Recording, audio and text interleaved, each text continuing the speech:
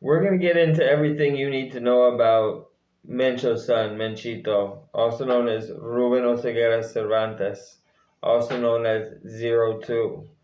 Now, he was extradited to the United States in February of 2020, and he's currently about to testify and expected to give information on very important people. Now, he's actually been in custody a total of 7 years and 4 months right now, and three of which of those, have been in American prison. And at the end of the day, we have to face the fact that he could very well be facing a life sentence. So it's not like a small sentence. Excuse the squeaky chair. But point being, he's got serious charges, and it's not a joke. Now, on February 3rd, 2017, there was a warrant issued for his arrest. The DEA say they have evidence, due to his trafficking and other illegal activities.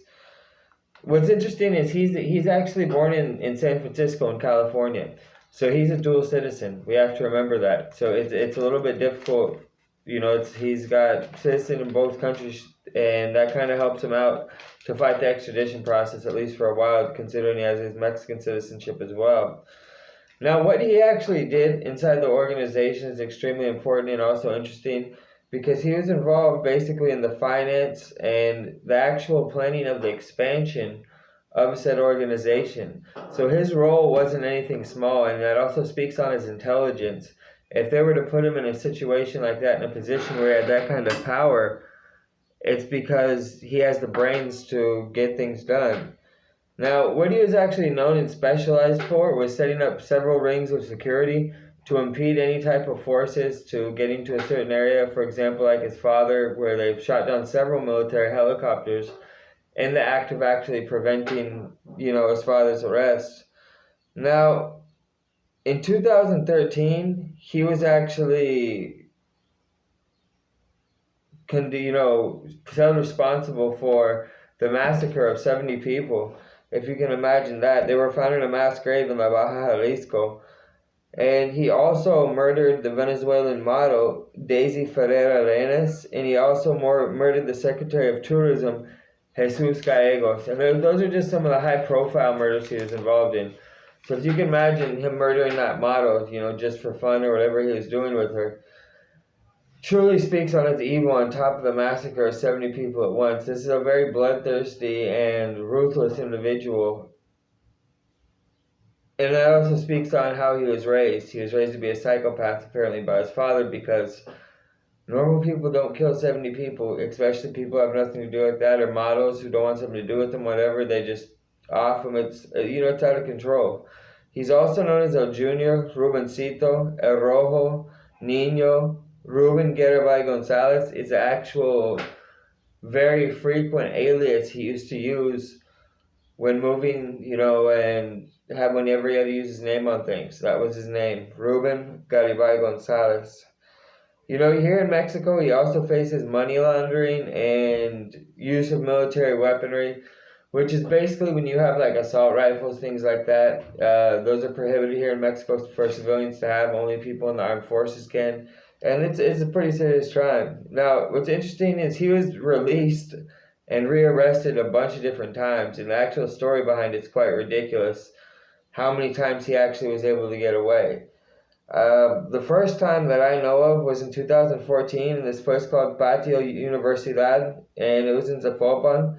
And it was basically for, the reason they did it supposedly was conspiracy to import, illicit substances. And this happened at 4 a.m., the raid, and it ended at 9 a.m.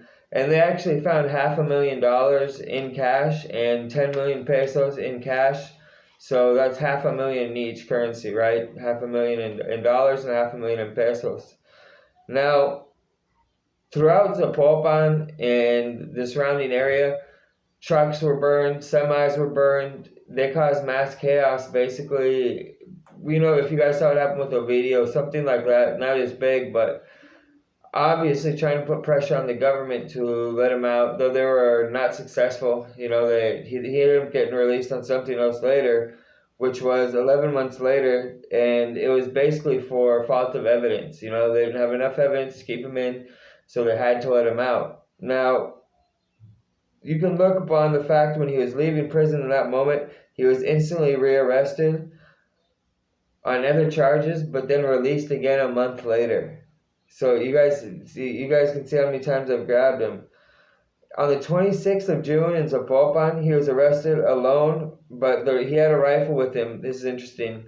That said CJNG on one side, and then it said also number 2, and then it said Junior on the other side. And then you guys know what that means, right? He's number 2 in the organization. He's Mencho's son. But that time he was released once again, and that was in July 2015, and it was due to the fact there was errors in the actual initial arrest warrant that they used to enter the residence. Now, he's, a pretty slippery person if you consider all the times he's been rearrested, but this time he's actually been extradited to the United States, which is a whole different animal, and is going to speak a lot on what he's going to have to deal with as far as not getting preferential treatment. Though while he was in prison in Matamoros, it's interesting to note at least that he actually said he suffered torture and bad treatment, and he's been moved several times. His original arrest was on the 28th of August 2015, and it was under a warrant for military weaponry. On the 28th of October, he was transferred to Matamoros federal prison. Then he was sent to Oaxaca, and finally, in 2020, he was sent to Hermosillo in preparation for his extradition to the United States. Now, I don't doubt maybe in some places he didn't receive preferential treatment, maybe due to the fact that the organization of his father doesn't control that area. That's a very big possibility. Now, with him coming to testify against possibly his own fellow, members, it's interesting because sometimes they get permission to talk about certain things just to give the government enough to let him go or for him to get a deal. But it's not actually sufficiently important information. It's more like people they can afford to lose. And remember, everyone's expendable, especially in that organization where all the hierarchy are actually family members. And actually all of them have been arrested, basically, except Mencho at the end of the day, let's be honest. Now, if you like this video, there's a link down below for Buy Me a Coffee, or you can also donate here on Super Chat on YouTube. I hope every one of you have a superb day. Find this interesting, my friends. Adios. Hasta la próxima.